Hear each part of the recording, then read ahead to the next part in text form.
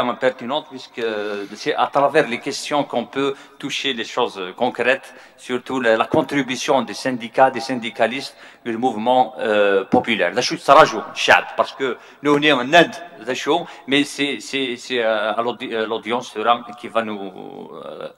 Allez-y, donc s'il y a... donc le micro, تفضلوا. Oui, Moussa, notre collègue.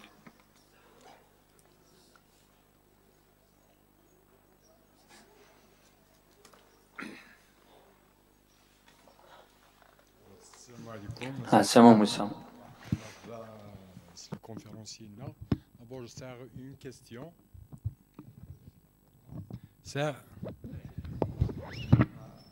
Alors, j'ai une question par rapport à l'UJTA. Donc, et une précision pour revenir sur l'autisme aussi. Donc, par rapport à ma question, donc, de l'UJTA, vous savez que le secteur industriel, pratiquement, c'est le seul syndicat qui est actif. Est-ce que actuellement, le combat qui doit se faire, c'est de s'approprier ce syndicat, c'est-à-dire, je ne sais pas, en écartant ou bien carrément en s'imposant par des hommes honnêtes, etc. Ou bien carrément lui créer donc ça c'est une question qui se pose. La deuxième question, c'est juste une précision par rapport au mot autiste. Vous avez utilisé. Moi aussi, je suis parent d'un enfant autiste. Je suis aussi dans l'association avec Faisal. C'est vrai que les autistes, on utilise ce mot parce qu'on dit qu'un autiste, il s'auzog. Mais actuellement, il y a des techniques qu'on fait même avec les autistes. Disons 4-5 fois des répétitions, on arrive à rentrer dans leur monde. Mais comparativement à ce pouvoir, qui n'a pas, il n'y a aucune comparaison d'ailleurs, nous sommes à notre deuxième Tisna Chouakela, et on dirait qu'on est dans une autre planète. Je vous remercie.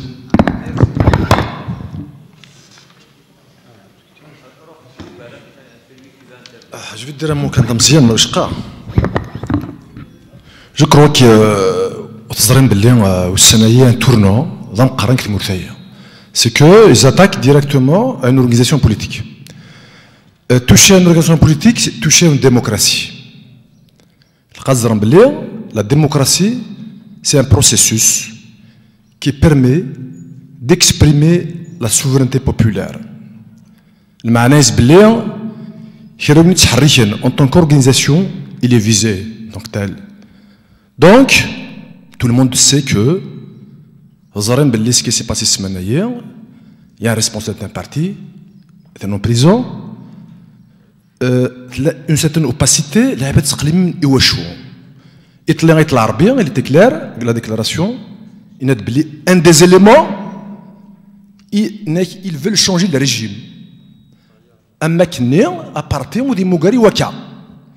parti politique, l'essentiel, c'est de changer le régime. Pour vous dire, tout le monde, l'accusation, parmi d'autres, les inculpations, ils veulent changer le régime. Le manès des choses, c'était ça le sens. Ils mettent en cause l'indépendance des partis politiques et syndicales. Mais vous n'avez pas le droit de se prononcer parce que l'omor. Les choucans, au Sénaïr, il y a des attaques dont j'adhère pas du tout, et les attaques du JTA, au fin de site. Le JTA est un mouvement des travailleurs qui se battent, le premier Mizarem Sens. Je ne suis pas de l'UJTA, mais j'étais pour une raison. La Khatrou Sénaïr, ils veulent instrumentaliser le mouvement conforme, dire ils veulent le changement, mais le changement ce n'est pas le changement du peuple. La Khatrou Sénaïr, l'orientation internationale des shoots. Il veut privatiser quoi? Parce que la crise est mondiale. Automatiquement, il doit chercher le marché international pour survivre d'une manière globale, le capital financier. Ils veulent privatiser les télécommunications. Ils veulent privatiser Sonatrach. Ils veulent privatiser les banques. Ils veulent privatiser l'assurance, les assurances. En l'occurrence, parce qu'il y a un de l'éducation, l'école. Donc l'enjeu est majeur. Ils veulent instrumentaliser au nom de le mouvement, parce qu'il y a beaucoup de chômeurs. On vous propose ce qu'on appelle la transition économique. La transition économique, c'est la privatisation dans le monde entier. Je te dis par une phrase. Il est young, parce qu'il a gagné données, c'est-à-dire maintenant. Smith, Thomas Piketty, prix Nobel de l'économie. Il n'a pas la transition économique, soi-disant, il faut tout privatiser. C'est un échec. C'est pour cela que le syndicat actuellement est visé pour une raison, parce que c'est la seule force qui peut changer l'ordre établi. Il y a 10 millions de travailleurs. Vous imaginez, chaque travailleur, il s'aide deux familles, deux personnes graves. Ça fait 30 millions. Ils veulent carrément extraire la condition sociale dans ce mouvement. Et je crois, mais on n'est pas prêt à dire ce peuple tranché. C'est d'abord au syndicat tranché, parce que c'est eux qui sont concernés par la rue. Donc, point avancé. On n'a pas compris l'enjeu, et merci. Ah, merci beaucoup. Rachid.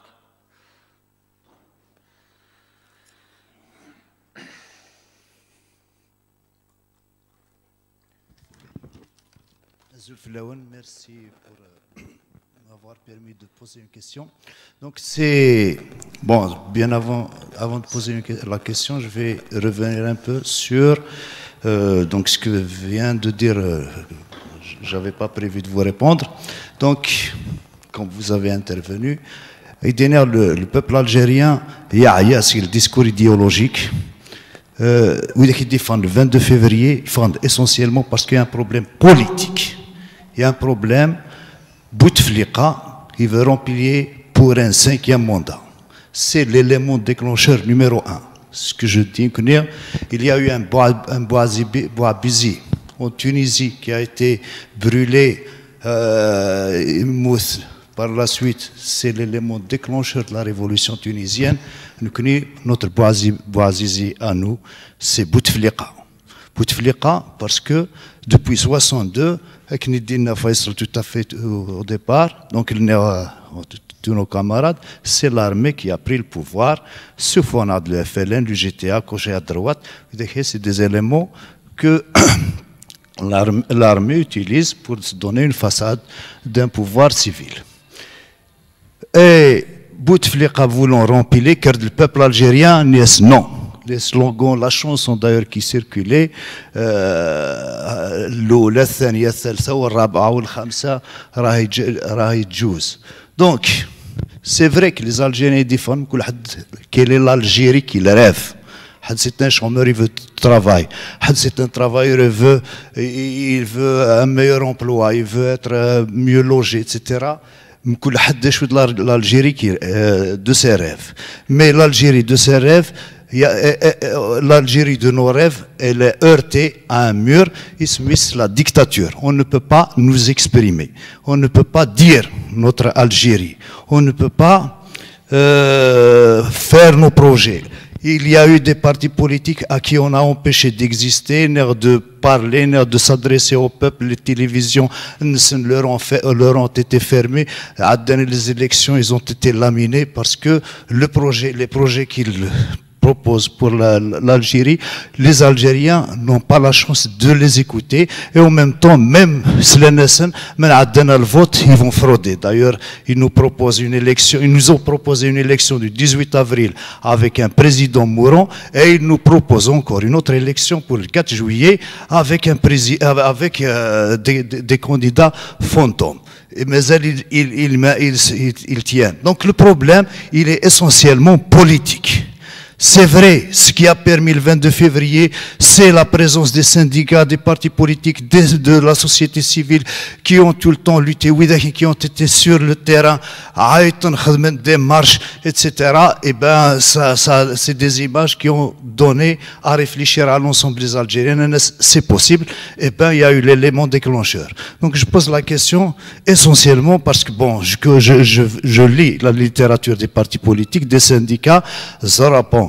Pour ce problème, donc nous sommes dans une dictature, on est obligé de passer à un État démocratique, où après l'État démocratique, une fois que tout est libre, chacun de nous va dire l'Algérie de ses rêves, et c'est aux électeurs de dire à la majorité de choisir un Choubran. Donc, la transition démocratique. Je sais, par rapport au CNAPEST, M. Mansouri, vous avez réuni votre Conseil national, vous avez fait une feuille de route. Est-ce que vous pouvez nous expliquer, votre transition, c'est la dictature à la démocratie? Je sais, non, j'ai lu quelque part. Non, bon, c'est adressé à tout le monde. Merci. Quelle est la proposition? Sahat, monsieur Sao. Oui, le prochain.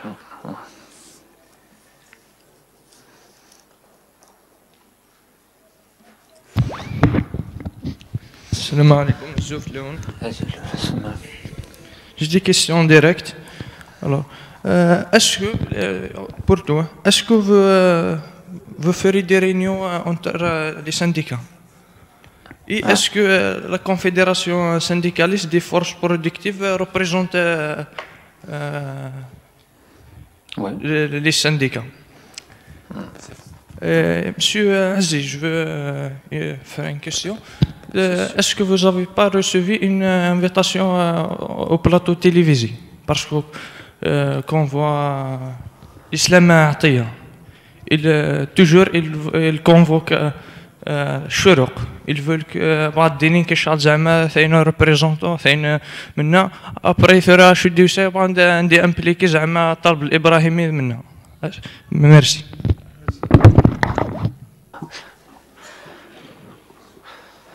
Donc il y aura un intervenant, on va arrêter, il y aura, sinon, si vous voulez, sinon vous pouvez passer, il n'y a pas de problème. Hein. Azul Filaoun, Mouloud Bidi, citoyen de la ville de Béjaïa. Donc moi j'ai une question pour chacun des professeurs, Mawishka. Je commencerai par professeur Aïsat. Donc le titre de la rencontre c'est le syndicalisme ou les syndicalistes dans le mouvement populaire. D'accord. Je voudrais bien que le professeur Aïsat qui a introduit ça nous dise quel est le rôle du syndicat d'aujourd'hui dans le mouvement populaire d'aujourd'hui avec la génération d'aujourd'hui. D'accord. Pas votre génération, celle d'aujourd'hui qui est dehors, ceux qui ont 20 ans, ceux qui sont vos étudiants. D'accord. Avec tout le processus mental qui diffère. Professeur Amoura, vous avez dit tout à l'heure, nous ne pouvons pas avoir une démocratie sans les partis politiques. Je suis d'accord avec vous. Mais la nouvelle génération n'est pas d'accord avec nous. Est-ce que vous pouvez expliquer ça en réhabilitant ou peut-être en recréant ce lien entre le politique et le social et le terrain qui a été détruit par 20 ans de bouteflикisme et beaucoup plus largement par 60 ans de détournement du pouvoir politique, d'accord, appelons-le comme ça. Donc je pense qu'il est important que ce lien puisse être expliqué à ces gens-là. Professeur Azi, vous avez parlé de personnes qui sont invitées dans les plateaux télévision, effectivement que nous ne connaissons pas, qui sont invitées avec des critères qu'on ne connaît pas. Je voudrais savoir, est-ce qu'il faudrait qu'on soit connu pour parler de politique ou parler d'économie? Est-ce que vous considérez qu'il faudrait qu'on soit connu? Parce que là, on risque de tomber dans le travers de la légitimité historique que le pouvoir actuel est en train d'utiliser pour régner et pour perdurer. Donc, je voudrais des éclaircissements de votre part concernant ce point. Est-ce qu'il faut absolument qu'on soit connu? Est-ce qu'il faut absolument qu'on ait un passif dans la lutte, notamment syndicale? Et est-ce qu'il faut qu'on ait une forme de légitimité pour venir s'adresser au peuple algérien? Qimyid, bon, professeur Azidayen. Professeur Mansouri, voilà. Professeur Mansouri, vous avez parlé du syndrome de Stockholm vis-à-vis de la position de certaines franges de la population vis-à-vis de l'armée. D'accord. Ce syndrome de Stockholm est-il vis-à-vis de l'armée elle-même ou vis-à-vis des dirigeants de l'armée actuellement qui se sont accaparés de la décision politique de manière indue? Je pense qu'il faudrait expliquer et faire la part des choses. Je vous remercie. Merci, Sahid. Puisque c'est enfin, peut-être le dernier, enfin, en attendant les autres. Donc, on dit salam alaikum. Je vous salue comme tous les syndicats qui sont intervenus, les syndicalistes qui sont intervenus aujourd'hui. Donc, on sait que, comme tout le monde le sait, il y a une crise multidimensionnelle, mais la crise majeure actuellement, c'est une crise politique. Mais sans pour autant, si on va vers une transition, ou bien les syndicats, qu'est-ce qu'ils pensent du mouvement populaire maintenant, puisque on n'a pas porté aujourd'hui, cette révolution n'a pas porté les aspirations du peuple et notamment des travailleurs. Normalement, c'est peut-être un projet de société, mais on doit aussi porter donc les revendications des travailleurs en général. Pardon. Donc, quel est le rôle des syndicats maintenant dans ce mouvement populaire si demain les revendications, entre autres que le système des gages et d'autres, donc pour un changement de système, de régime, quelles sont les revendications qui seront portées, notamment sur le social, le volet social, économique, par les syndicats, et quel serait le rapport dans ce mouvement? Merci. Je m'excuse. Merci, donc, on va donc ouvrir les réponses aux questions. Donc, la première question, c'était, puisqu'elle était générale, je pense qu'elle n'est pas adressée à quelqu'un. Je ne sais pas si c'était sur le GTA. Donc, la réapprobation ou bien le rien. Donc, je ne sais pas, peut-être Kemal s'il peut juste une intervenir. précision. Juste d'abord une précision. Quand on fait des débats, donc il y a deux objectifs. C'est constater les points de convergence et les points de divergence. On ne discute pas pour être d'accord. C'est ça le principe.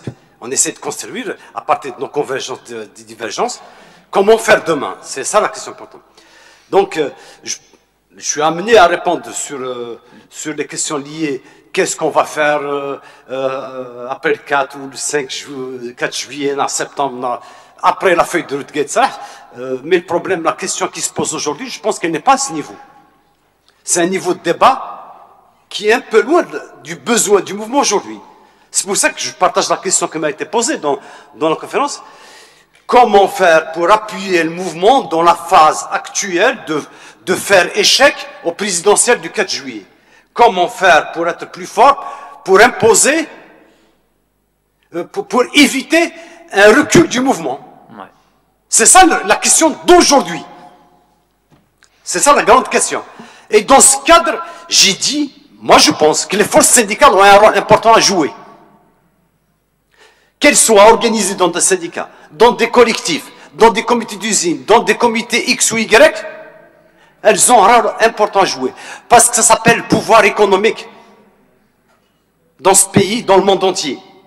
C'est eux qui sont capables. Je rappelle que c'est eux, la grève, rappelez-vous du climat dans lequel on était quand il y a eu la grande grève générale. Aujourd'hui, les syndicats doivent se préparer, particulièrement aujourd'hui aux attaques aux libertés qu'ils sont en train de faire. Aux interdictions de la grève chez les PTT. Et ça va venir pour tous les secteurs. Ça va venir. Il faut qu'on se prépare maintenant, de mon point de vue, à une action unitaire au niveau national pour dire non à ces élections. S'il n'y a pas une convergence de toutes les forces syndicales particulièrement, et non syndiquées du monde du travail, c'est eux le pouvoir économique. Il faut qu'on dise au pouvoir politique de fait, non, il n'y aura pas d'élection. Je pense que ça, c'est une possibilité que les camarades, je sais que tous les syndicats discutent. Mais la grève générale, Et c'est la seule arme qui... La grève, on n'a pas autre chose que la grève. C'est la seule arme qu'ils ont les travailleurs pour se défendre et pour aider le mouvement populaire de ce point de vue. Je pense que c'est une alternative crédible, quelle que soit la forme d'organisation, que ça va se faire. Sur la transition, on peut discuter. Sur le JTA, le JTA, c'est aux travailleurs du JTA de décider qu'est-ce qu'ils vont faire. C'est normalement, c'est comme si je disais, M. Aziz, direct d'âme. Je suis pas, non. C'est au travail de travailleurs dans le JTA de dire qu'est-ce qu'ils vont faire de le syndicat va l'avenir. Aujourd'hui, ce qui m'intéresse, j'ai dit dans le JTA, il y a une logique de réappropriation du JTA qui remet en cause le rôle de la direction du JTA particulièrement, pendant 20 ans, d'accompagner la privatisation. Il y a eu 500 000 travailleurs qui ont été liquidés en Algérie. Des milliers d'entreprises ont été vendues au dinar symbolique. Des milliers d'oligarques qui sont sortis de rien du tout, avec l'accompagnement du JTA. Aujourd'hui, si on doit, en tant que syndicaliste, il y a une syndicaliste d'Atlemsen, l'Union de Wilayat Tlemcen, qui a été tabassée, c'est une femme, elle est contre le Sidi Saïd. Elle a été tabassée par des Bertagia à l'intérieur du siège du JTA, c'est d'Urgazis. Elle est sans mari. On ne peut que dénoncer parce qu'il y a un enjeu dans l'appareil. Il y a un enjeu du JTA. Il y a un enjeu. Donc, nous, on essaie d'unifier une unité d'action pour accompagner le mouvement, pour peser. Il faut toujours s'inscrire dans l'unité d'action, dans ce qui nous unit pour avancer.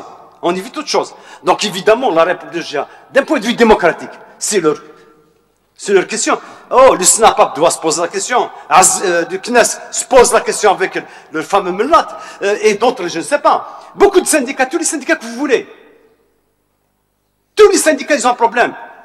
C'est la réalité d'aujourd'hui. Maintenant, il y a une nouvelle phase qui s'ouvre. La conception du syndicat va l'avenir et va être réfléchie autrement. C'est l'espoir qui est né. De mon point de vue, on verra qu'est-ce qu'il va y avoir de Z. Mais là, ça compte. Je ne peux pas, moi, dire un syndicat. Je ne peux pas être contre un syndicat. Un syndicaliste ne peut pas être contre un syndicat. Kamel, parce qu'il y avait une question sur ça. Certains, enfin, dans des discussions, par exemple, les FLN dégagent, c'est historique. Le musée. Il y a ceux qui disent la même chose à l'UJTA. C'est historique. Non, le syndicat, c'était un outil de travail. La guerre de libération, ils ont fait tout ce qu'ils pouvaient, puis ils se sont rendus compte qu'ils doivent avoir un outil de force sociale pour peser dans la guerre de libération. Voilà. Sans l'UJTA, ça a aidé la guerre de libération. Comme nous, aujourd'hui, on a besoin de forces sociales organisées pour aider le mouvement. C'est une évidence. Maintenant, est-ce que l'UJTA doit disparaître? Est-ce que la FLN doit disparaître? Est-ce que WIHIN doit disparaître? C'est très délicat. On est réunis ici. Il y a des milliers de personnes aussi qui sont adhérents chez eux. Il y a un minimum de respect qu'on se doit quand on aborde ces questions. De mon point de vue d'éthique, le JTA, c'est un outil de lutte des travailleurs qui a une origine ancienne, c'est un syndicat. On peut construire d'autres confédérations plus importantes. RZ. Mais c'est leur souveraineté. C'est aux travailleurs de décider de leur avenir. C'est un outil, c'est différent. C'est comme si on compare l'arrestation de Haddad à l'arrestation de Louis Ahnoun. C'est deux choses différentes. Donc, il y a le parti pour revenir à cette question de liberté. Moi, militant politique, mon rôle c'est quoi? C'est de comploter comment renverser le pouvoir. C'est ça mon rôle d'exister. C'est de renverser ou d'ahkemer. On ne peut pas me dire, tu complotes quelque chose, c'est mon rôle. Sinon, ça ne sert à rien. C'est l'ABC de la démocratie. C'est ça qu'il faut retenir sur ça. Juste sur Cosifop. Pour quelqu'un, alors c'est l'un des premiers syndicats autonomes. C'est la Confédération des forces productives qui est née à Oran, à Arzeu, particulièrement, en 89-90, assez tôt, qui a disparu. Il a été ressuscité par un jeune que je ne connais pas, mais qui n'a rien à voir avec l'ancienne génération de syndicalistes, qui a créé ça dans la pétrochimie, si j'ai bonne mémoire. La pétrochimie du côté d'Arzeu, ça a disparu. Et il y a toujours un agrément qui existe quelque part. Tu sais, c'est un cachet. Les premiers enregistrements, il a repris ça, il a signé Cosifop. C'est tout. Il n'a aucune existence réelle dans le monde du travail. Ça n'existe pas dans le monde du travail. C'est ça l'essentiel. On peut dire que c'est une mouche électronique, comme on les appelle ces derniers temps. Il a été utilisé, il est compris durant la guerre. Juste, ils veulent intervenir par rapport au JTA. Moi, je vais dire, sur la transition, je pense... On répond question par question ou... Oui, parce qu'il y a une question qui n'a pas été posée, donc on va l'évacuer. C'est une question globale. Donc, c'est celui qui va intervenir. Donc, justement, on finit. Voilà, ils vont les laisser quand même. Ils vont finir. Pas de souci. Voilà, donc pour la question de l'UGTA, la question qu'on se pose, est-ce que l'UGTA doit disparaître? Bon, si on devait me demander mon propre avis, c'est-à-dire ce n'est qu'un avis personnel, oui, sérieusement, l'UGTA doit disparaître. Et je dirais que ça a été plus un outil contre les travailleurs que pour défendre les travailleurs. C'est mon propre avis. Les gens qui disent on peut changer de l'intérieur, on ne peut rien changer de l'intérieur. Enfin, du moins pour le GTA. Il y a certains cas où on peut changer de l'intérieur, mais pour le GTA, je pense, tel que c'est organisé, tel que il n'y a ni démocratie, ni rien du tout. Donc, il est plus facile pour les travailleurs de créer de nouveaux syndicats représentatifs, de choisir le syndicat aussi, hein. Donc, je vais donner un autre avis maintenant par rapport à l'UGTA. J'ai dit, ça c'est mon propre avis personnel. Mais réellement, dans la réalité, l'ouverture du champ politique et syndical va permettre aux travailleurs de choisir leur syndicat. Et aujourd'hui, les travailleurs, on les a obligés. Je ne vais pas parler du secteur de la fonction publique. D'ailleurs, nous l'avons remarqué. Est-ce qu'il y a l'UGTA dans le secteur de la fonction publique? Pratiquement inexistant. Dans l'éducation, ça a été ouvert. C'est absence totale de l'UGTA. L'enseignement supérieur, la même chose. Donc, en fin de compte, si les travailleurs avaient le choix, ils n'adhèrent jamais à l'UGTA. On les oblige dans le secteur industriel, on les oblige. Ils n'ont même pas, c'est-à-dire ils n'ont même pas le droit de créer un syndicat. Nous avons été contactés à plusieurs reprises par des travailleurs dans certaines entreprises du secteur industriel qui nous demandent comment les aider pour créer leur syndicat. Bon, on leur donne des conseils, mais nous savons, on leur a toujours répondu que c'était une question de rapport de force. Si vous êtes capable de mobiliser vos travailleurs, eh ben, les chances, c'est-à-dire vous pourrez créer votre syndicat. Sinon, ils vont toujours avoir en face donc l'administration qui va les bloquer, les licencier, etc. Voilà mon avis par rapport au syndicat du GTA. Il y a M. Amoura Waqila, il veut... Sur ce point-là, d'abord, moi je ne pourrais pas dire que depuis 1962, le GTA était un syndicat.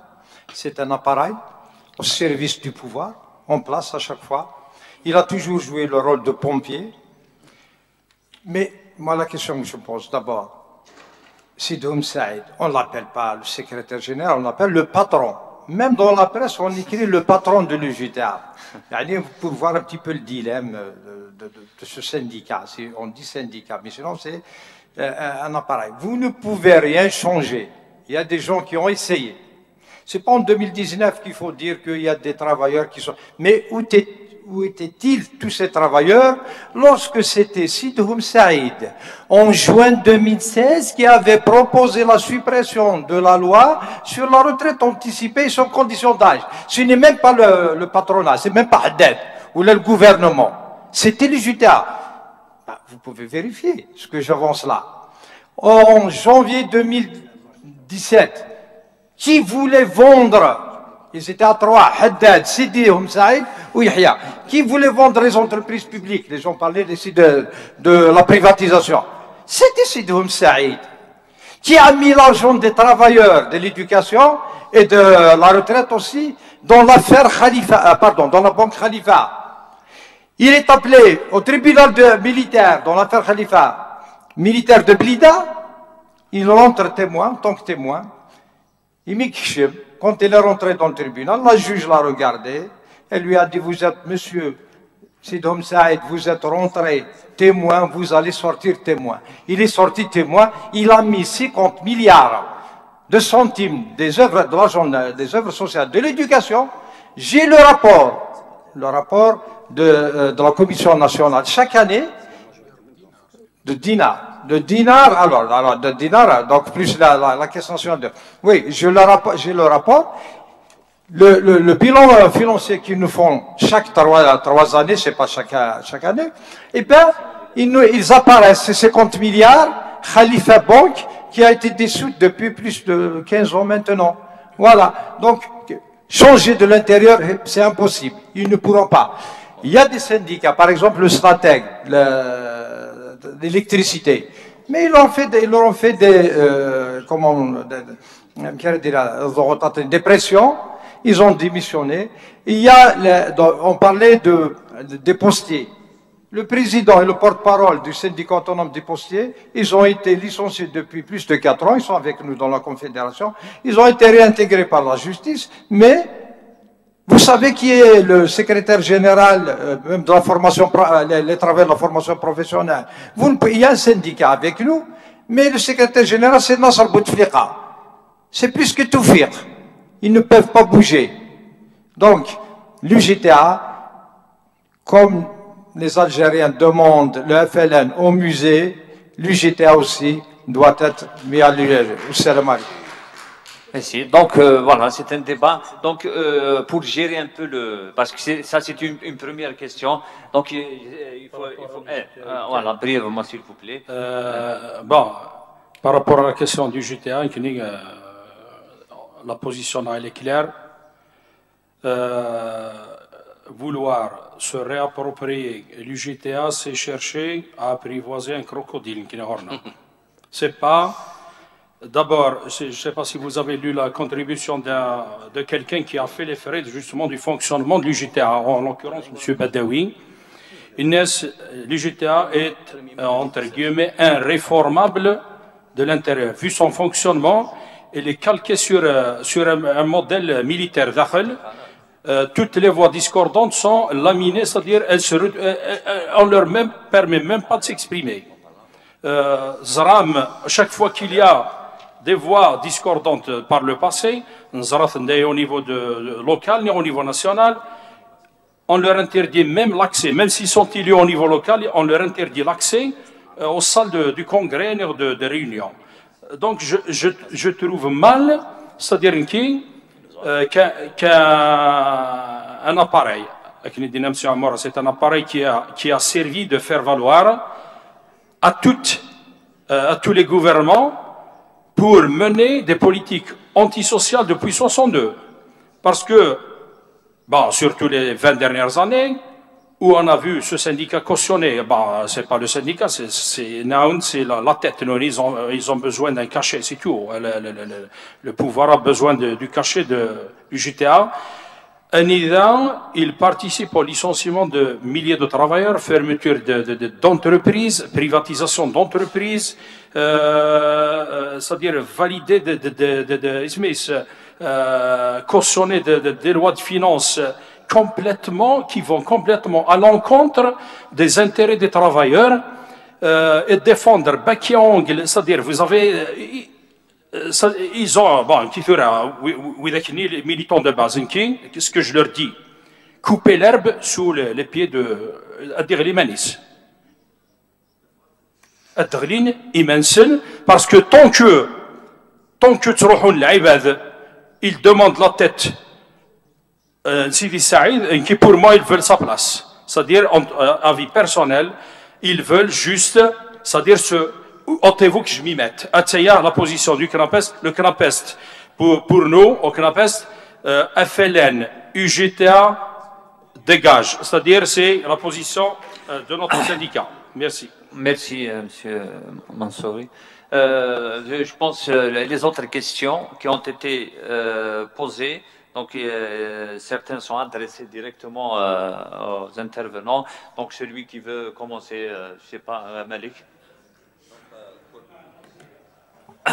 Je vais commencer par pour la question qui m'est posée seulement. Oui. C'est celle qui concerne l'invitation au plateau de télévision. Bon, comme je l'ai dit tout à l'heure, on sait bien qui détient ces chaînes de télévision et on sait bien comment fonctionnent ces chaînes de télévision. Je l'ai bien dit, peut-être qu'ils vous invitent une fois ou 2 fois et puis c'est tout. Après, il faut courir pour c'est-à-dire quand vous avez besoin de vous exprimer, on vous répond pas. Moi, on m'a invité une fois à la chaîne Nahar. On m'a invité peut-être 2 fois à la chaîne Zer News. Je me souviens là. Avant le. Comment? Avant le mouvement, là, le mouvement. Non, c'est avant le mouvement. Je parle.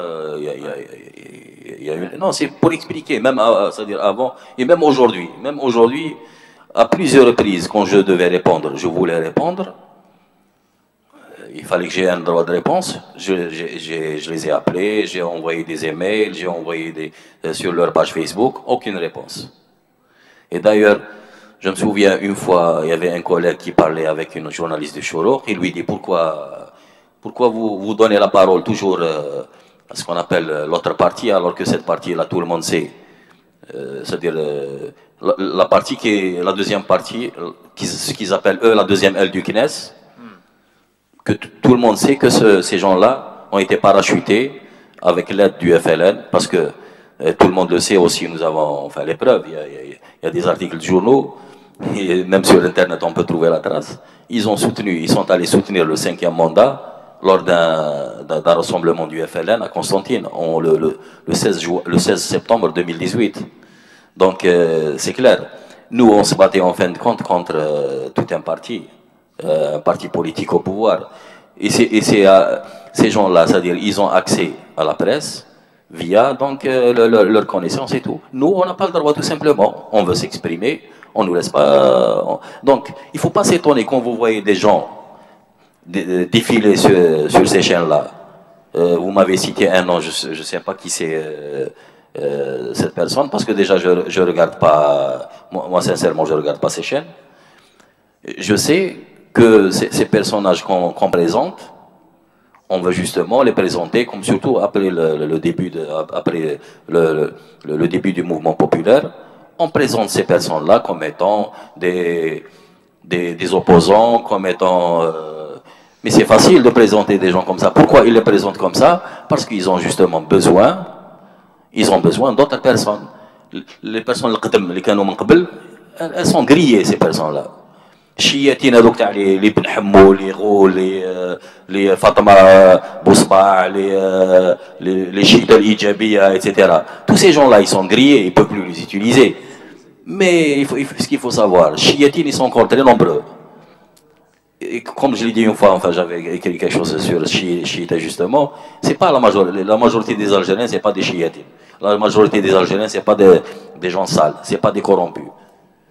Il y a les gens corrompus, les gens sales, les gens chiatines, c'est vrai qu'ils sont nombreux, mais ils ne représentent pas une majorité. Et ce sont ces gens-là qu'ils essayent d'utiliser, de présenter aujourd'hui, justement.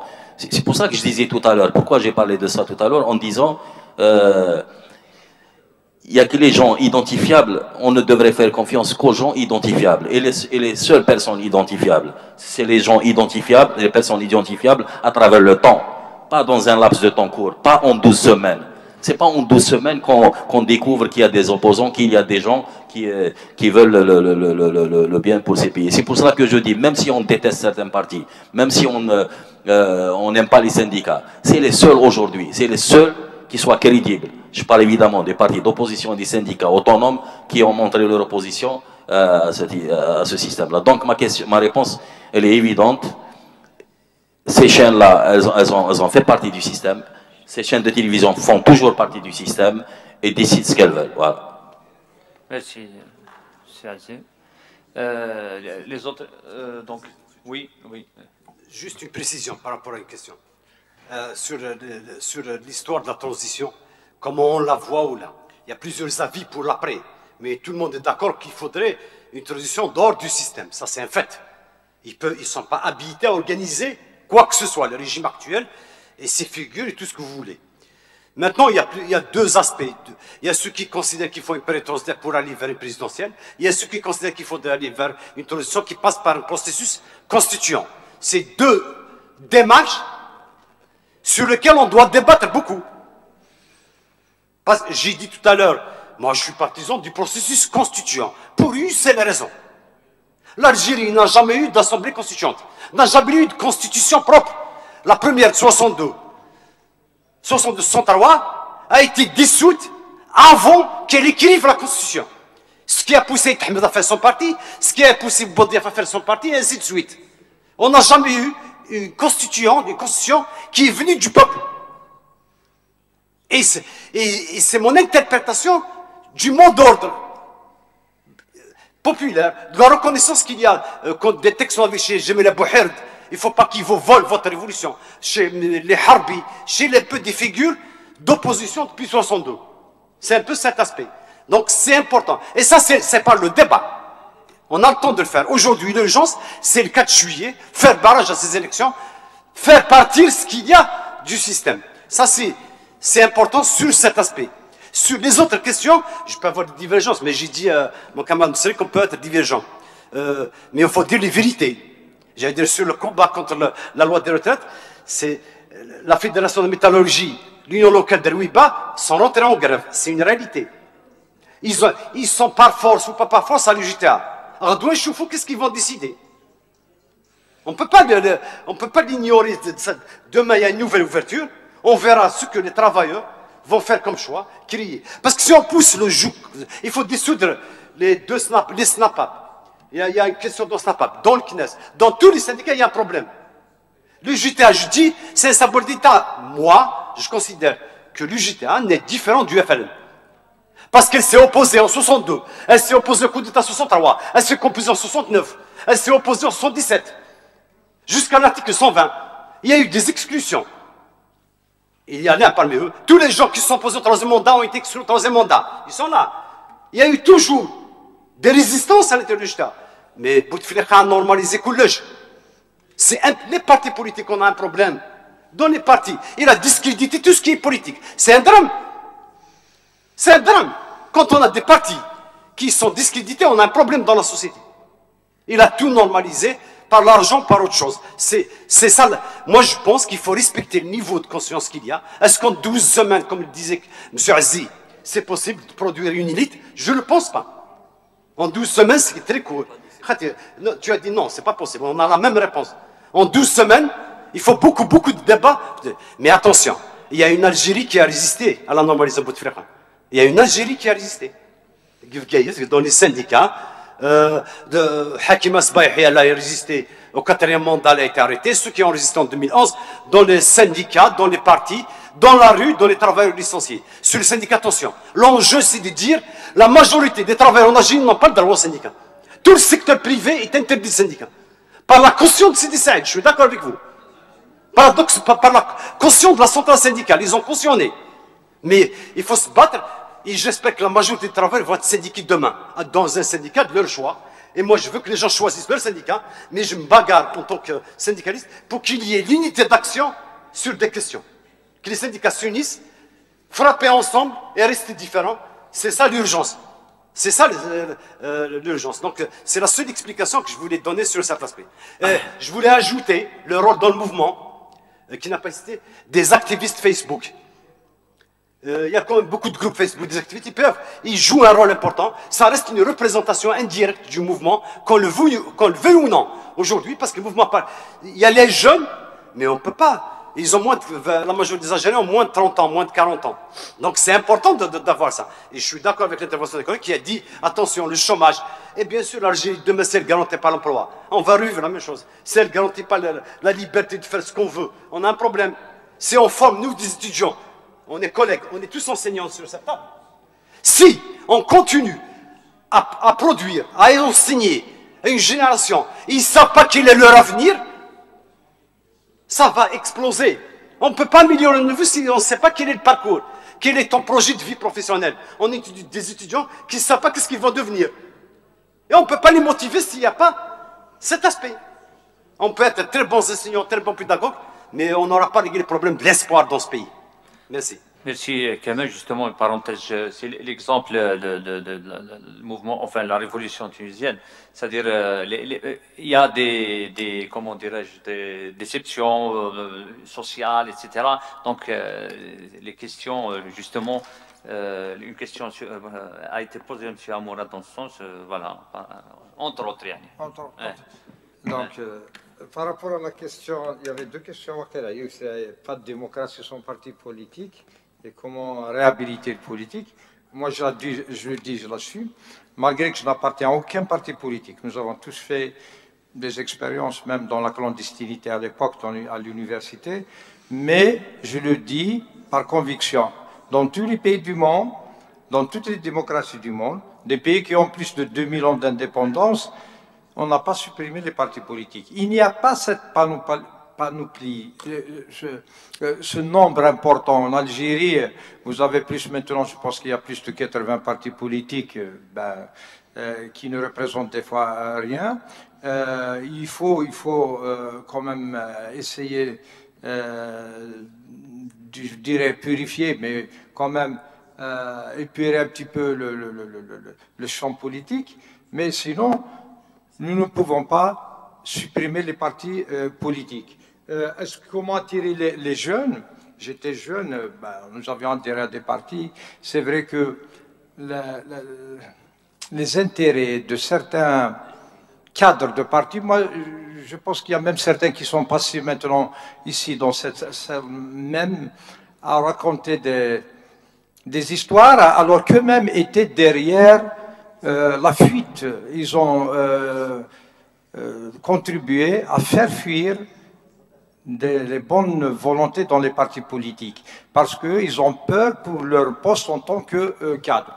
Moi, je vous encourage, en tant que jeune, à rejoindre les partis politiques là où vous vous sentez peut-être le plus proche, parce que avec direct à l'université, il y en a marre que de M. Mansoura, que des illettrés soient à la tête de partis politiques ou de syndicats ou autre chose. Nous ne devons plus être complexés dans ce pays de parler de l'élite. L'université produit, bien sûr, vous allez être formés, mais sinon, je pense qu'il faut rejoindre les partis politiques, et peut-être que nous aussi, un jour, nous allons le faire. Vous parlez de transition démocratique, la question Nadan. Moi, je vous réponds officiellement. Durant mon intervention, et je vais répondre aussi à l'étudiant. Les réunions, nous tenions des réunions depuis plus maintenant de plus de 5 ans entre syndicats. Le projet n'a pas mûri, mais heureusement en 2016, grâce à la proposition Sidoum Saïd, la suppression de la loi de la retraite, nous nous sommes réunis en confédération et que nous avons constitué des mois le 10 novembre dernier. Et maintenant, nous sommes... Pardon? Écoutez, le 10 novembre, avant le mouvement. Maintenant, nous sommes dans le mouvement et je vous ai dit que le samedi, il y aura une réunion. Nous avons pris l'initiative de réunir la société civile en premier lieu. Les associations nationales et les organisations nationales dont font partie RAJ, les droits de l'homme, les collectifs des disparus et tous les autres, et nous-mêmes, les 13 syndicats. Donc, nous allons leur proposer. Nous avons cette proposition, c'est-à-dire un collège présidentiel, un gouvernement de transition et qui va installer une commission des élections indépendante, bien sûr, et qui va aller vers une constituante. Voilà, c'est-à-dire que nous sommes pour la période de transition. Cela va se passer le 18. Et j'ai dit que nous allons après l'élargir aux partis politiques. Nous ne pouvons pas exclure les partis politiques à part le FL et les 4 partis politiques qui ont fait allégeance à l'ex-président, plus aussi l'UGTA. Voilà. Celle-là, elle est engagée, ça c'est bon, nous voulons en finir avant le 20 juin. Et merci. Merci, M. Amoura. Oui, il y a une question pour M. Justement, monsieur m'a posé la question sur le syndrome de Stockholm vis-à-vis c'est-à-dire de ce qui se passe au Sénégal. Il y a des gens qui appellent Gaïd Salah, etc., à prendre c'est-à-dire des responsabilités. Personnellement, même l'institution, elle est prise en otage. L'institution militaire, elle est prise en otage par un groupe qu'on le veuille ou non. Ça ne veut pas dire que de l'extérieur, l'institution elle est soudée. Mais à l'intérieur, il y a beaucoup de divergences. Il y a plusieurs tendances politiques, il y a plusieurs... À un moment donné, c'est vrai que il y a quelques années, c'est une institution qui prônait un discours laïque. Mais est-ce que c'est toujours ça? Personne ne peut être contre une institution, c'est-à-dire qui protège le pays. Mais à sa tête, Thura Inzara, elle est prise en otage. Elle est prise en otage. Donc, c'est les personnes-là qui ont pris en otage l'institution militaire, c'est-à-dire, il y a le souverain. L'institution en elle-même, elle a c'est-à-dire son fonctionnement, ses prérogatives, etc., que lui délègue la Constitution, même si cette Constitution, elle doit être mise de côté, et que la solution, elle doit être purement politique. Par rapport à la transition, c'est-à-dire une instance présidentielle, qui va dégager un gouvernement de compétences nationales, et c'est-à-dire pour mener cette transition. Monsieur Ismis Karim Izgile, la transition, elle ne doit pas être politique, plutôt elle ne doit pas être économique. C'est beaucoup plus un problème politique qu'économique, parce que depuis des décennies, l'économie elle est vraiment mise entre guillemets, c'est-à-dire elle ne fait que servir l'appareil plus large qui est le système, c'est-à-dire du pouvoir politique. Merci, sorry. Je rebondis juste sur une question, mais en même temps, elle a été posée, M. Amoura, je ne sais pas, peut-être pour tout le monde aussi. C'est les aspirations des travailleurs dans le mouvement actuel. C'est vrai qu'il y a un mouvement, c'est des choses politiques, etc. Mais il y a les travailleurs, ils ont leur quotidien, chaque secteur, il a ses problèmes. Donc, quelque part, c'est un dilemme. Pour sortir, pour demander, par exemple, revalorisation de salaire, non, autre chose, on dévie c'est pas le moment. Sinon, donc, voilà, ça c'est vraiment une situation un peu compliquée. Non, je m'excuse. Oui, c'est vrai, vous avez tout à fait raison, parce que nous boycottons toutes les rencontres avec le gouvernement, même avec nos ministres de différents secteurs. Comment aller demander une augmentation ou autre chose, alors que nous sommes fâchés. C'est pour ça. Mais sinon, nous maintenons c'est-à-dire notre vision de l'Algérie pour une justice sociale, pour un pouvoir d'achat, nous défendons le pouvoir d'achat, le code du travail, qui est un danger pour les travailleurs algériens, parce que l'avant-projet, si vous l'avez lu, en 2017, il sert beaucoup plus le patronat que le travailleur. Donc c'est tous ces défis-là qui nous attendent. Mais en ce moment, nous ne savons même pas qui nous adresser. Ils sont illégitimes. Le Salhi va partir, l'autre Bedoui va partir et tout. Donc voilà, on a dit, mis de côté, et nous avons sursis pour le moment à toutes nos revendications, en attendant qu'on ait des responsables légitimes. Merci, monsieur. Si vous permettez, j'ai eu des questions, moi-même, je vais les poser. Alors, je pose la question, enfin, beaucoup la posent, au niveau de notre wilaya déjà. Est-ce qu'il y a un travail dans ce sens par rapport à tous les syndicats, une rencontre de tous les syndicats déjà, puisque c'est des secteurs, c'est des appareils qui sont là, comme vous le dites. Ça, deuxième point, est-ce que, ça c'est important, est-ce qu'il y a réellement eu des débats au sein des syndicats? Je parle avec la base. Moi, c'est la même question qui peut être posée aux politiciens, aux partis politiques.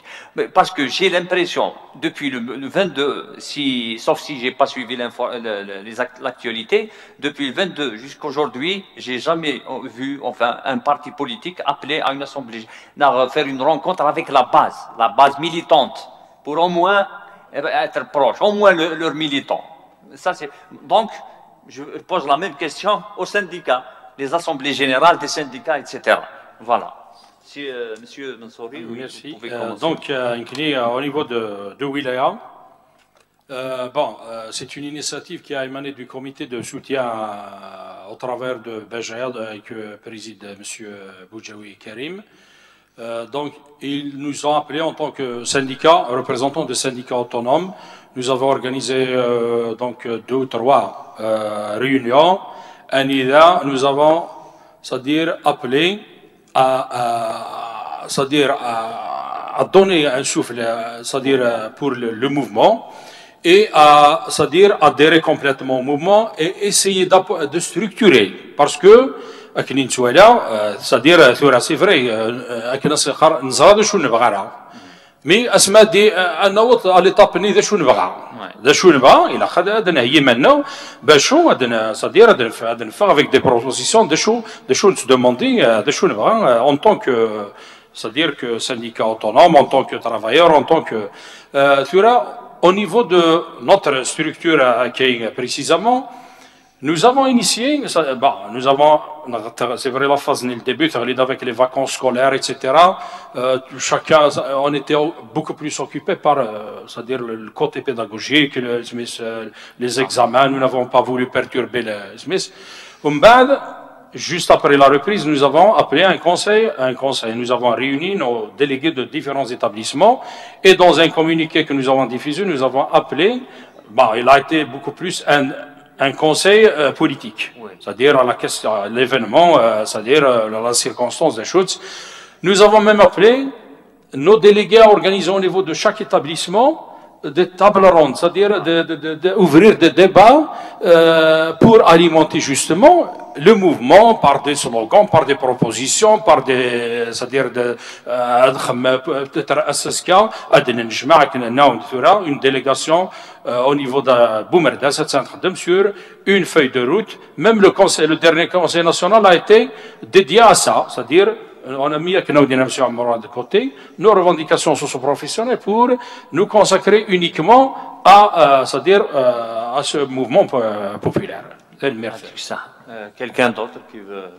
Oui, je n'ai pas de problème. Là, je vais remettre des débats. Il y en a parce que tout ce que nous pouvons faire, c'est tenir nos conseils nationaux. En ce qui nous concerne, parce que je parle au niveau national, même des fois quand j'interviens, je parle pas au nom de la Confédération, mais en tant que membre de cette Confédération. Nous, le 23 février, nous avons eu une feuille de route en tant que bureau national, là où nous avons donc publié un communiqué contre le 5e mandat et contre la continuité. Et puis à la fin, nous avons dit que le SATEF œuvrera pour, dans toutes les initiatives qui pourront quand même faire sortir le pays de cette crise. Mais je vais vous dire une chose, en ce qui nous concerne. Au ministère, on ne nous octroie plus les autorisations de réunion ou dans des établissements scolaires. On demande des autorisations puisque nous avions boycotté, donc ils ont fait de même. Nous nous tenons, donc nous, à notre premier communiqué, à notre feuille de route. Merci. D'accord. Merci. Voilà, sinon, s'il y a d'autres intervenants, pour... s'il n'y a pas... oui, non, Fazal.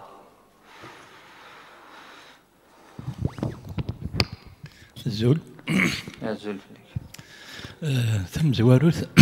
Que je voudrais dire, c'est par rapport à l'absence des syndicats en réalité dans la situation actuelle. C'est-à-dire qu'on pouvait me dire avant le 22, les restrictions, etc., les libertés, etc. Mais aujourd'hui, nous sommes dans un mouvement révolutionnaire. Où est la place de la classe ouvrière? Parce que, j'ai entendu tout à l'heure, on me dit « manifester le vendredi ». Moi, je manifeste le vendredi, et je pense que tous les travailleurs, effectivement, manifestent le vendredi. Mais le vendredi, ils manifestent comme citoyens.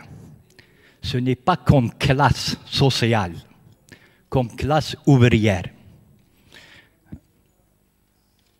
une conférence, d'accord. Donc, je pense que là, la responsabilité des syndicats est très très importante. Ils doivent, Kamal tout à l'heure avait dit, comment renforcer. Effectivement, c'est à la classe ouvrière de renforcer. Mais c'est aussi la classe ouvrière n'existe que par ces organisations. Elle n'existe pas s'il n'y a pas d'organisation. Et ces organisations-là doivent décider de ce qu'il faut faire, comment impliquer la classe ouvrière avec ses propres revendications aussi. Parce qu'on ne veut pas être des dindons de la farce demain. Et là, ça me mène vers une autre question par rapport à la Tunisie, la place de l'UJTT, les positions de l'UJTT pendant la révolution tunisienne. C'est vrai qu'elle a fait ce qu'elle a fait. C'est vrai que c'est elle qui a mené le combat en Tunisie. C'est vrai que c'est elle qui a empêché la Tunisie de sombrer à Texaha. Mais en même temps, on doit le dire, qui gouverne en Tunisie aujourd'hui. Aujourd'hui, la classe ouvrière en Tunisie vit dans une misère sociale parce qu'elle n'a pas, au lieu d'avoir le courage de prendre le pouvoir comme elle pouvait le faire, elle l'a remis à ses ennemis. Aujourd'hui, c'est l'ex-parti unique qui gouverne aujourd'hui en Tunisie sous une autre appellation, etc. Donc, moi, je pense qu'aujourd'hui, les syndicats, tous les syndicats, doivent s'impliquer en termes d'action, ils doivent tendre vers l'unité d'action,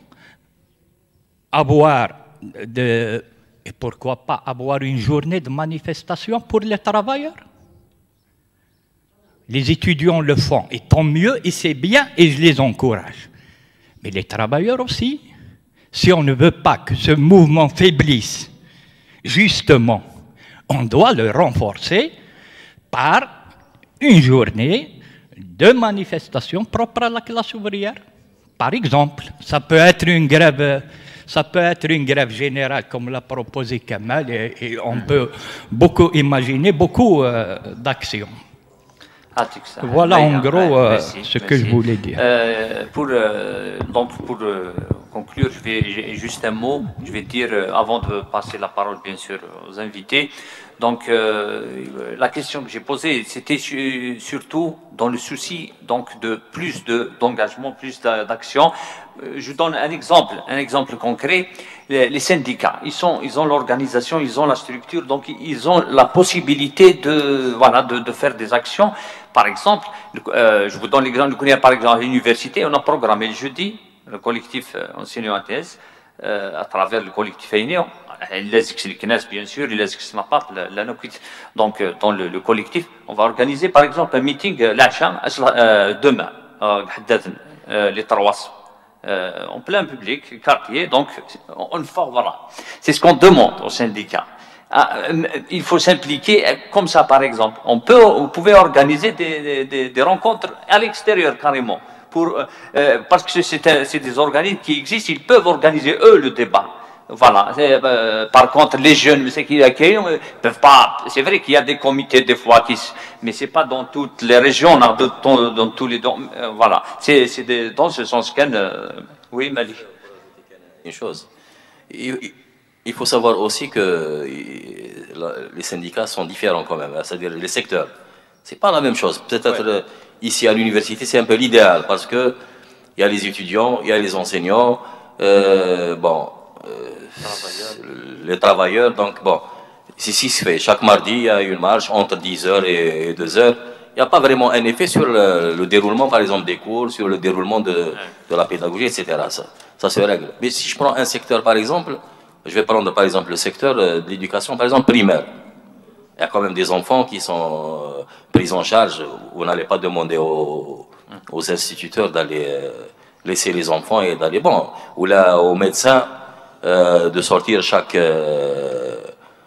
et donc chaque syndicat, chaque secteur et ses caractéristiques, à mon avis. Hein, donc c'est pas... Ce n'est pas évident. Par contre, de dire union des syndicats, je crois que le 1er mai, il y a eu quand même un appel à tous les travailleurs pour venir marcher à Alger. Ouais, c'était la première fois d'ailleurs. C'était... non, c'était pas la première fois. On a fait plusieurs en tant que plusieurs syndicats. Nous l'avons fait le 17... en 2017, 1er mai 2017, nous avons marché ici à Béjaïa. Bien avant 1er mai 2017, il y a eu une marche à Tizi Ouzou. L'année passée, c'était l'année passée à Mora, non, dans le cadre de l'intersyndical, nous avons marché à Alger. Bon, nous avons essayé de marcher en... Comment? 2 fois.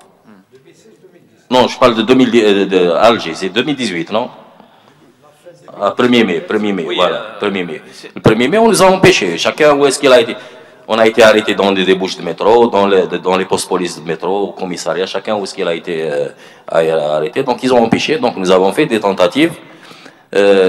Maintenant, je vais juste préciser une chose. Les gens qui attendent beaucoup, c'est-à-dire qui attendent beaucoup, qu'on attende beaucoup d'un syndicat, je peux comprendre. Mais qui demandent beaucoup au syndicat, moi je trouve que beaucoup de choses qui sont faites par les syndicats ne sont pas visibles. C'est tout à fait normal, elles ne sont pas visibles. Il y a un travail énorme qui est fait par les syndicats. Il y a un sacrifice énorme qui est fait par les syndicalistes, mais qui n'est pas du tout visible. Pourquoi il n'est pas visible? Parce que justement, toutes les forces ont été utilisées contre ces syndicats-là. Tout a été utilisé contre eux. Et les gens oublient que ces syndicats travaillent sans moyens. Les syndicalistes, les militants syndicalistes, les gens, c'est-à-dire, ils ont toujours cette image du syndicaliste comme celui du patron des GTA, qui a un véhicule de service, Nous sommes des syndicalistes, on se déplace avec nos moyens, on se déplace avec notre argent, on prend des risques sur la route, on revient des fois on rentre chez nous des fois vers minuit, 1h du matin, 2h du matin. Voilà. Merci. Merci Malik pour il y a une question, je pense. Il faut être bref parce que on termine. Première question. Est-ce que vous ne voyez pas que c'est le moment de, au moins tous les syndicats existants, la loi, comment exercer la loi syndicale 92 ou 94, il y a les sections et la base. C'est vraiment parce que quand on vient, un exemple, de l'université, pour créer une section, à 20%, mais à pour faire l'électif, pour faire le jour où tu vas faire le PV, parce que tu n'as pas l'autorisation. Je vois que le canon syndicat, normalement, c'est les syndicats qui vont l'exiger. Aussi le national. Madame, déjà national. Est-ce que ce n'est pas le moment de voir au moins de faire une action en commun avec le pouvoir déjà la création des sections syndicales c'est parce que tu la deuxième aussi la deuxième question, il y a des configurations qui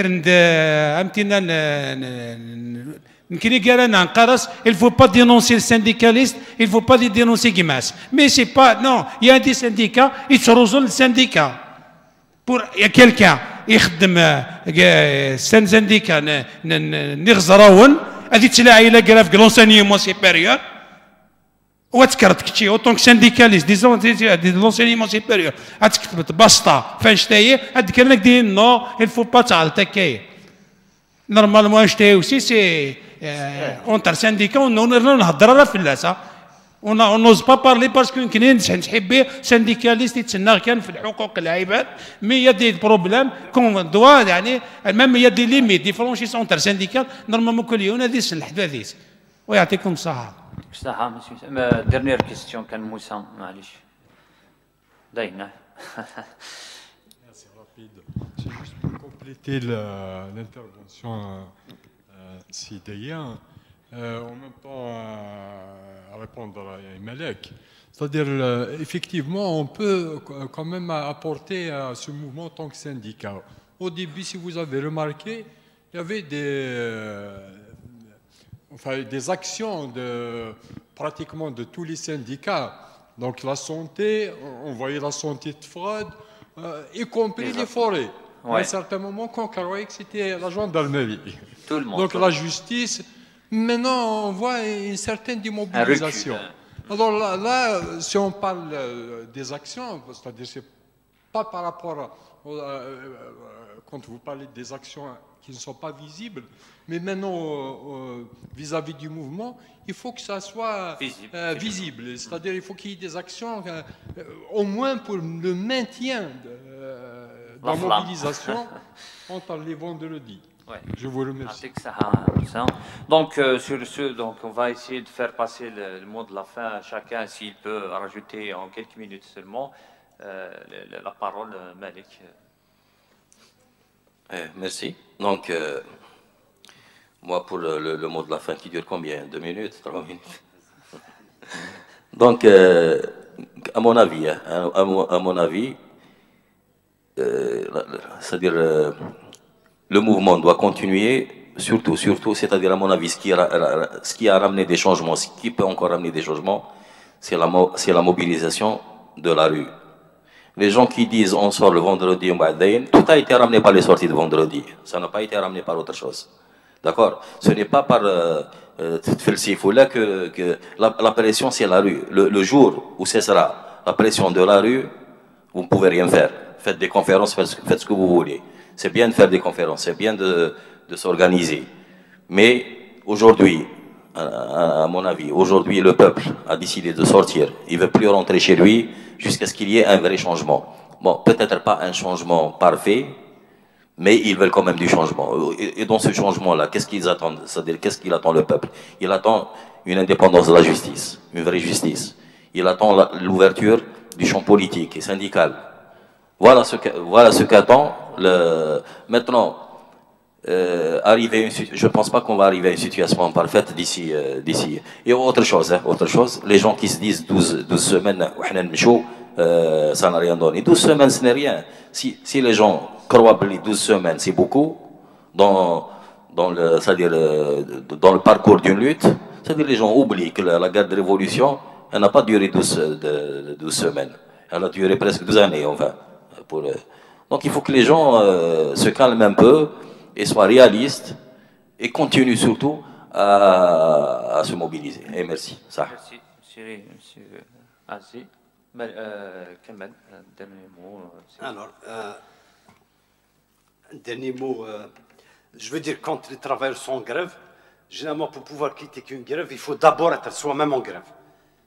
Sinon, on ne peut pas critiquer une grève des travailleurs. Il faut être en grève pour pouvoir critiquer son collègue qui est en grève, parce que c'est difficile de faire la grève déjà. Ça passe pour un donneur de leçons. Il faut être dans le charbon pour pouvoir critiquer quelqu'un qui est dans le charbon.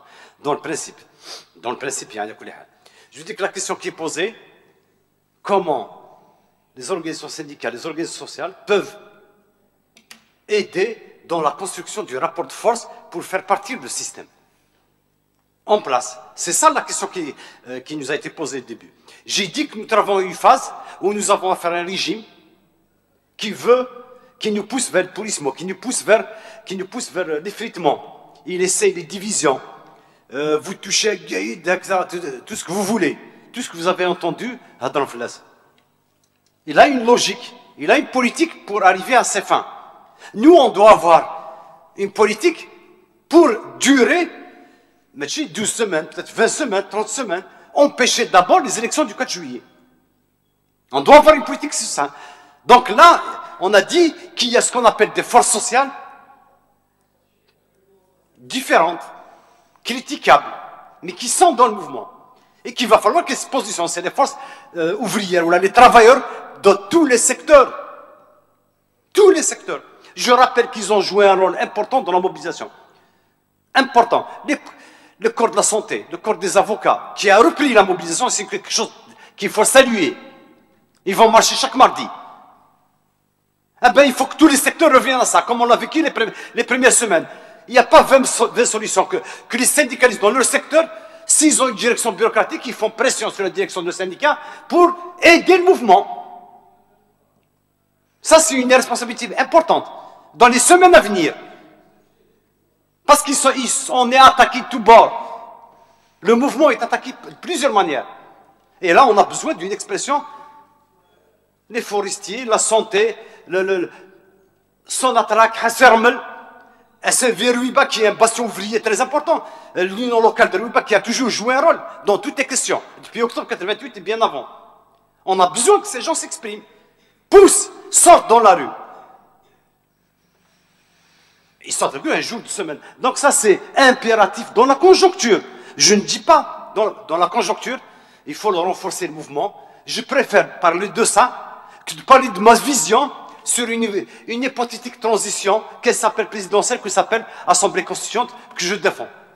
Je pense que dans l'urgence immédiate, c'est de ça qu'il s'agit. Comment unifier, comment éviter l'effritement, comment éviter les divisions, comment répondre à l'offensive qu'on a en face. C'est une offensive très importante. Et bien sûr qu'elle peut passer par toutes les chaînes TV, ils ont un support. Les chaînes TV, elles dépendent du pouvoir de l'argent ou bien du pouvoir de la politique. Il y a deux pouvoirs en Algérie, le pouvoir politique et le pouvoir de l'argent. Nous, on veut une presse indépendante des deux pouvoirs. Qu'on trouverait un mécanisme par un fonds de garantie pour permettre à la libre expression des journalistes qui les protège du pouvoir politique et du pouvoir de l'argent en même temps. C'est ça l'idéal. On milite pour ça dans un sens. Mais attention, on a besoin de continuer notre mouvement. Par contre, il faut être serein, il ne faut pas s'énerver. Il faut être calme. On marche vendredi. Je pense que nous, les syndicalistes, ceux qui sont dans le mouvement syndical en général, le comité de solidarité des travailleurs, parce qu'il a pris l'initiative, on s'est réunis plusieurs fois avec beaucoup de knappes, il faut reprendre l'initiative et appeler tout le monde du travail à s'impliquer durant la semaine. Il a besoin d'une pression. Il faut que les travailleurs s'arrêtent. Il faut que ceux de Sonatrach s'arrêtent, ceux d'Arzieu s'arrêtent. Et c'est comme ça qu'on va faire dégager le système, c'est comme ça qu'on va construire l'unité d'action du peuple. C'est mon avis sur la conjoncture actuelle, je précise bien. Merci. Merci, Kamal. Monsieur Moussa. Bon, King, j'ai espoir. J'ai espoir parce que tu vois, en quelque sorte, la panique a changé de camp. Dans la mesure où le pouvoir est en train de bouffer ses enfants. C'est rejetant, entre guillemets. Nous estimons avoir contribué, bien sûr, en tant que syndicat, organisation syndicale, dans l'éveil de la citoyenneté à travers les actions qu'on a menées depuis des années.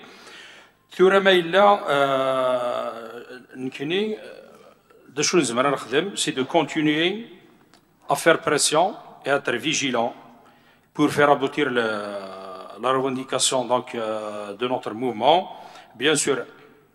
Et ça ne peut se faire qu'à travers un renforcement, c'est-à-dire de nos organisations, c'est-à-dire que ce soit la confédération, l'intersyndicale, et en initiant avec les camarades des actions comme grève, marche, rassemblement, pour justement pour parer d'abord la vision il mise sur l'essoufflement. Il ne faut pas admettre justement des signes d'essoufflement. Il a attiré crescendo, c'est-à-dire la pression a commencé bien sûr par un appel. On a dit au Conseil de Wilaya, au Conseil national, un appel à des lignes, c'est-à-dire tous les syndicats, les fonctionnaires qui encadrent les élections et déjà. Nous allons faire échec à cette mascarade de préparer le 4 juillet, à faire un appel au boycott. Bon, l'élection, mais l'encadrement déjà, l'encadrement des élections, c'est les fonctionnaires. C'est les fonctionnaires qui encadrent les élections. Donc, dans ce sens-là, nous n'encadrerons pas cette mascarade électorale. des grèves, on va initier, c'est vrai que l'éducation c'est la fin, mais des marches, des rassemblements au cours de la semaine s'imposent. Comme ça. Monsieur Souri, Monsieur Amoura. Merci. Donc, moi, je ne voudrais pas qu'on nous accuse d'avoir déserté le terrain en tant que syndicaliste. Net Bellik, le mouvement n'avait pas commencé le 22 février. À un certain moment, même les renseignements, vous nous créez des problèmes, c'est-à-dire la société normalisée. Nous avons continué. Au mois d'octobre 2016, à la peine, les étudiants, nous avons des fusées à pompe. Donc, nous, en tant qu'enseignants, on a des médecins, il y a des médecins, l'intersyndical, on s'arrête le silah, on qarbar. Maintenant, oui, il y a une révolution en Algérie, mais au même moment, sachez que à Gardaya, le coordinateur du CLA, il est emprisonné pour avoir dénoncé la corruption, en pleine révolution, plus de 40 jours. À Relizane, nous représentons des 6 syndicats autonomes, d'intersyndicats, dont on appelle SATEF et les autres. La directrice de l'éducation les a estés en justice, elle a déposé plainte pour avoir dénoncé la mauvaise gestion. Donc, monsieur la révolution à Guinée, il y a le retour des vieux démons. Donc, ça aide le haq. En ce qui concerne l'éducation, qui dit monsieur Azir, d'un côté, on fait des grèves, on fait des marches. Les parents d'élèves, vous êtes en train d'utiliser et de sanctionner nos enfants. La semaine prochaine, on terminera avec les examens. Ça a été discuté. Ça a été discuté. Il y aura une journée spéciale. Les travailleurs d'éducation, dès la semaine, nous avons proposé mercredi, parce que les avocats, les étudiants se font le mardi. C'est pour alimenter justement le mouvement agien. ونحب سارة ثقيم جزء حاجة لكن يقرروا الناس ذي الواجب السر مديريهم خاصة كرواد يثقس نلا الموفمون اسمي سمحتي ولكن مالا لي زيتيديون عرفوا ثرا يفو با يعني تفقام لان تصنشويطوح لي زيتيديون باسكو فغانا ونفو لي زيتيديون c'est l'avant-garde نعدد d'étudiants qui dit Monsieur Azzer, ils ont le temps, mais on dormait à 2 h du matin, on se levait peut-être, en tout cas, ils ont le temps. Je vais dire une chose. Dès lors que les étudiants ont pris conscience, nous n'avons pas à avoir peur de l'avenir du mouvement. Dès lors, et c'est plus important, que les femmes, c'est ce que nous oublions, de par l'histoire de tous les mouvements, de toutes les révolutions bolcheviques, la femme, la révolution algérienne, nous n'avons pas à avoir peur de l'avenir de ce mouvement. Et à la fin, tant que ça marche à Alger, à la capitale, il n'y a pas de péril sur le mouvement et je vous remercie. Merci, M. Amoura. Donc on a fait le tour de table. Donc juste pour avant de conclure,